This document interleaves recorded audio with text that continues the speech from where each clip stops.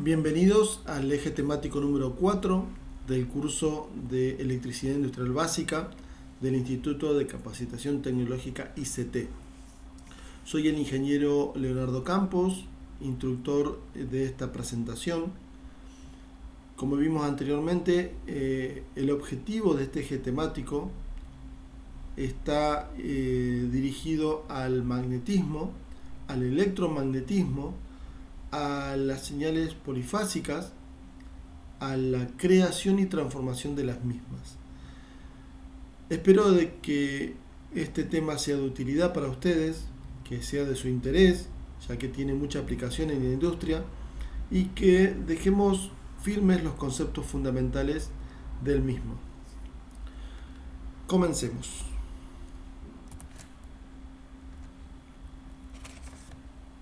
Para comenzar con el tema, me gustaría hacer un poquito de historia sobre el electromagnetismo o el magnetismo. Vamos a decir que la primera persona que hace estudios y deja sentado el efecto magnético fue Tales de Mileto, en Grecia. Él hizo el estudio sobre el mineral que tenía esta propiedad fantástica de atracción y repulsión entre ellas. Fue mucho tiempo estudiado el fenómeno entre imanes, hasta que, por ejemplo, Martín Cortés de Albacar definió el campo magnético de la Tierra, el polo norte, el polo sur, con lo que se realizó un avance fundamental en la ubicación de los barcos, la navegación. Esto fue también implementado por Galileo Galilei en sus estudios. Durante mucho tiempo después, los estudios se basaron en los efectos entre materiales magnéticos o imanes. Pero no fue hasta que Oersted, Hans Christian Oersted, en un experimento obtuvo un efecto que, si bien fue en forma casual, él después lo describe y lo analiza, donde determina y define que al circular una corriente por un conductor, sobre él se crea campo magnético concéntrico y que puede afectar el entorno que lo rodea. Muchos científicos, físicos, químicos realizaron estudios sobre la relación que existía entre los campos magnéticos y este famoso efecto de corriente, es decir, relacionaban corriente y el magnetismo, como Ampère, Gauss, Faraday, pero no fue hasta que James Maxwell definió matemáticamente y comprobó matemáticamente el efecto fundamental que existía entre la electricidad y el campo magnético. Él definió con 4 ecuaciones que se denominan ecuaciones fundamentales de Maxwell lo que se definió como la teoría del electromagnetismo. Maxwell fue la persona que unificó la teoría electromagnética, unió la electricidad con el magnetismo. Estas ecuaciones fueron utilizadas, por ejemplo, por Einstein para demostrar su teoría de la relatividad, entre otros. El magnetismo se refiere a un fenómeno físico que existe entre dos minerales, ese fenómeno de atracción o de repulsión. El mineral natural se lo conoce como magnetita. Esa magnetita debe su nombre a la ciudad donde se la encontró, que es la ciudad de Magnesia, en Grecia. Ese material tenía la propiedad de atraer elementos ferrosos y afectar otros elementos en su alrededor. Consideremos que el único imán natural conocido hasta ahora es la magnetita.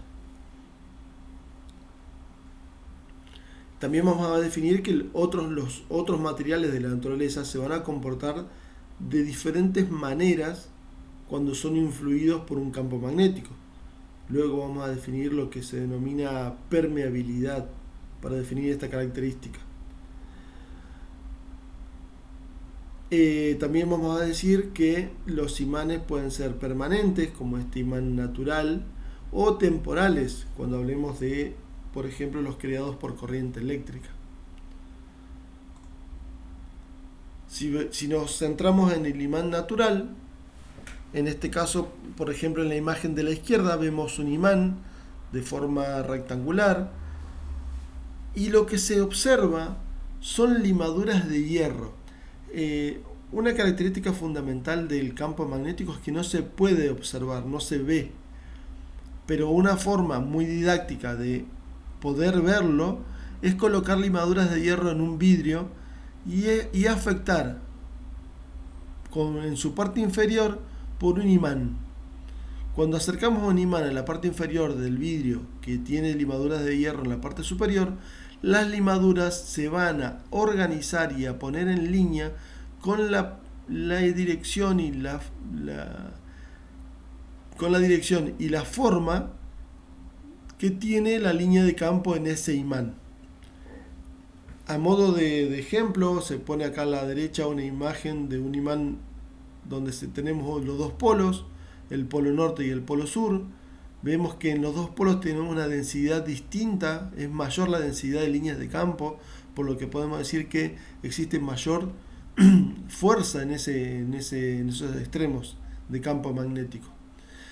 Vamos a definir que en el polo norte las líneas de campo salen e ingresan por el polo sur. Cuando tenemos un ambiente, por ejemplo, de aire, se puede producir el cierre de ese campo saliendo del norte y ingresando al sur, o una dispersión en el ambiente. Y también obviamente depende de la forma. Si por ejemplo tuviéramos un imán en forma de U, la línea de campo sería distinta, ya que el norte y el sur están a la misma distancia y altura.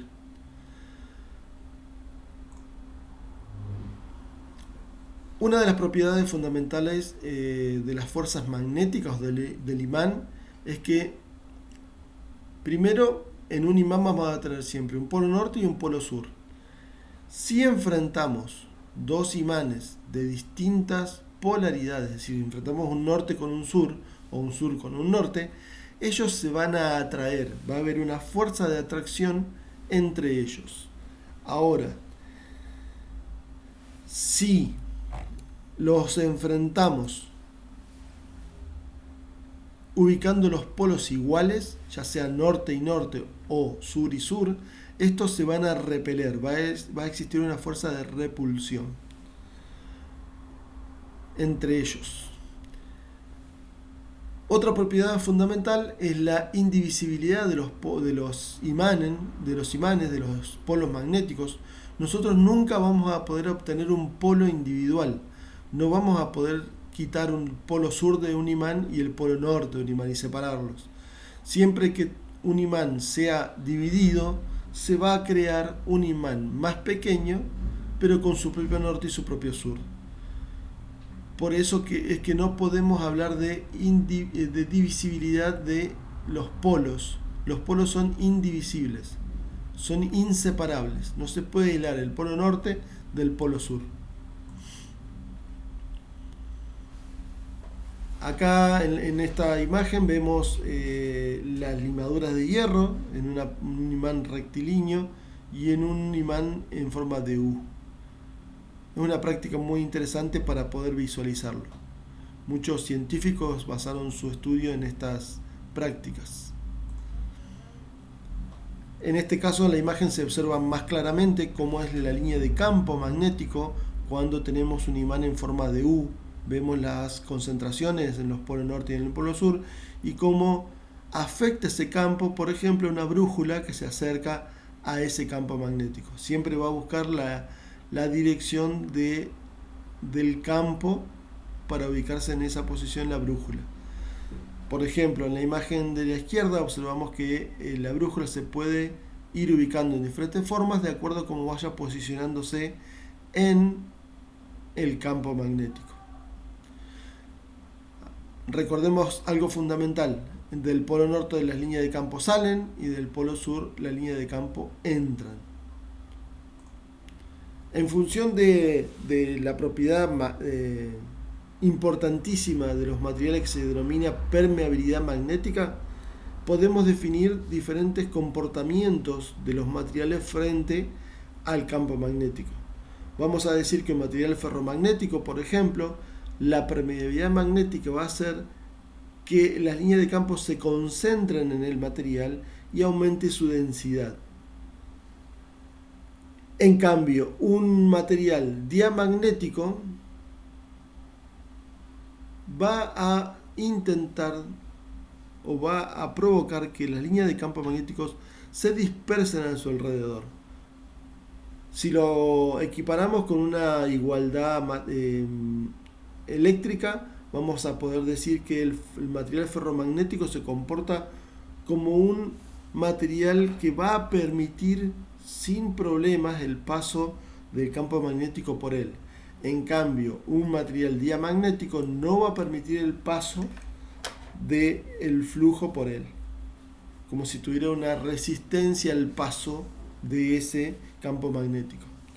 Hay una propiedad, que es un factor que se denomina reluctancia de los materiales, que es el factor que le da un valor a la propiedad de resistencia al paso de flujo magnético en un material específico. Y depende obviamente de la materia del cual estén compuestos. El electromagnetismo surgió gracias a un experimento que estaba realizando Oester en forma casual. Él estaba con un conductor alimentándolo por corriente eléctrica y vio que al estar cerca de un imán, este tomó movimiento al ser circulado por la corriente. Entonces, al analizar este efecto, llegó a la conclusión de que un conductor por el cual circula una corriente, se crea en él campos magnéticos concéntricos.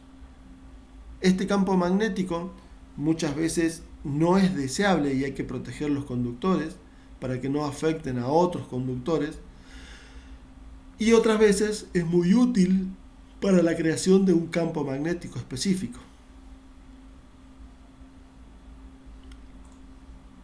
El experimento que realizó para determinar fue un experimento muy similar al anterior para definir la forma del campo magnético, solo que acá, en lugar de tener un imán, vamos a tener un conductor por el cual va a circular una corriente. Las limaduras de hierro colocadas en el vidrio van a buscar la forma circular concéntrica que va a definir el modo en que se direcciona ese campo magnético. Una teoría que implementó y definió fue que se puede aplicar la regla de la mano derecha para saber el sentido del campo magnético. Como se ve en la imagen, el pulgar está indicando la dirección de la corriente y los dedos extendidos al cerrarse va a indicar el sentido de giro, el sentido del campo magnético alrededor del conductor. Si cambiara el sentido de la corriente, el pulgar iría hacia abajo y cambiaría el sentido del campo magnético. En este caso que estamos viendo en la imagen, la corriente va hacia arriba, por lo que el sentido es antihorario. El sentido del campo es antihorario. Recordemos que es concéntrico, van a haber diferentes niveles de campos magnéticos concéntricos desde el conductor. Un efecto interesante es el solenoide. Vamos a definir como solenoide a la unión de espirales de un conductor. El conductor aislado entre sí se lo enrolla formando un círculo y se le denomina bobina o solenoide. Un efecto interesante es que al alimentar este circuito, este elemento, por una corriente eléctrica, se va a producir en él el efecto de campo magnético, con una condición importante: cada conductor va a hacer un aporte en cada vuelta para crear un único campo magnético. Vamos a poder decir, sin ningún temor a equivocarnos, de que al alimentar una bobina o un solenoide vamos a estar creando, gracias a la circulación de la corriente por el mismo, una línea de campo magnético y dos polos, norte y sur, comúnmente positivo al norte, negativo al sur, y las líneas de campo van a tener las formas muy similar a las de un imán permanente. En estas imágenes lo que se observa es la diferencia que existe cuando cambiamos el núcleo de aire por un material ferromagnético. Recordemos que el material ferromagnético habíamos dicho que permite el paso y concentra el paso del campo magnético sobre él, creando un muy buen efecto de magnetismo sobre él. Asimismo, si el material ferromagnético estuviera desplazado del eje de la bobina o del solenoide, cuando ésta se energiza, el elemento ferromagnético va a buscar la posición central, se va a mover hasta una posición central en la bobina. Es el efecto de atracción de los campos creados en el material ferromagnético y el campo de la bobina. Un efecto a tener en cuenta es que en una bobina, si le cambio el sentido de circulación de la corriente, voy a cambiar el polo que voy a crear en un lado y en el otro de la bobina. Por ejemplo, en la imagen que vemos en la parte inferior, la corriente va del lado izquierdo al lado derecho, ingresa a la bobina y va a crear un norte y un sur específicamente. Si cambio el sentido de giro de la corriente, voy a cambiar los polos en ese solenoide. Entonces, concepto fundamental, que invirtiendo el sentido de giro de la corriente sobre una bobina o sobre un solenoide, voy a cambiar la polaridad magnética. Un efecto muy utilizado en la industria es el efecto de magnetismo por el solenoide.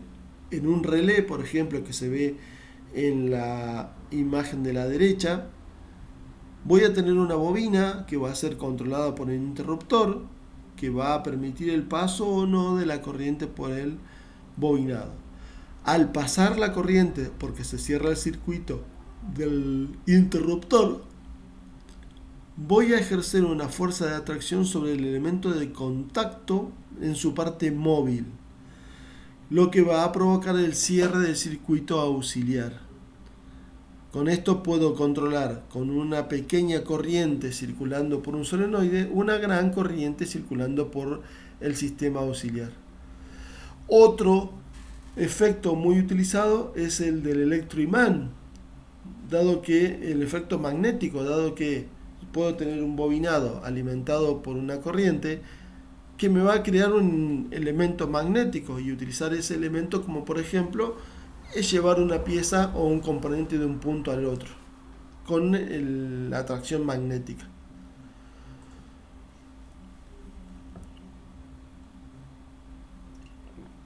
Como dijimos anteriormente, si colocamos un material ferromagnético cerca de una bobina, este material va a ser atraído por la bobina y va a ser ubicado en la parte central de la misma. Este fenómeno es muy utilizado, por ejemplo, en las válvulas o en electroválvulas de la industria, ya sea para un solenoide o una válvula electromecánica, donde se puede observar, por ejemplo, en este caso un control de presiones, donde una corriente que va a circular por el bobinado va a posicionar en diferentes puntos el eje central o el vástago. Ese vástago va a tener un resorte que lo va a posicionar en su estado inicial cuando no exista corriente eléctrica en el bobinado, pero al aplicársele corriente en función de la intensidad que se cree, se va a producir un desplazamiento de ese vástago, pudiendo realizar un control o una regulación de caudal o de presión, por ejemplo, o de posición de un elemento mecánico. Yo con una corriente eléctrica voy a controlar un vástago que va a controlar un fluido o un elemento mecánico.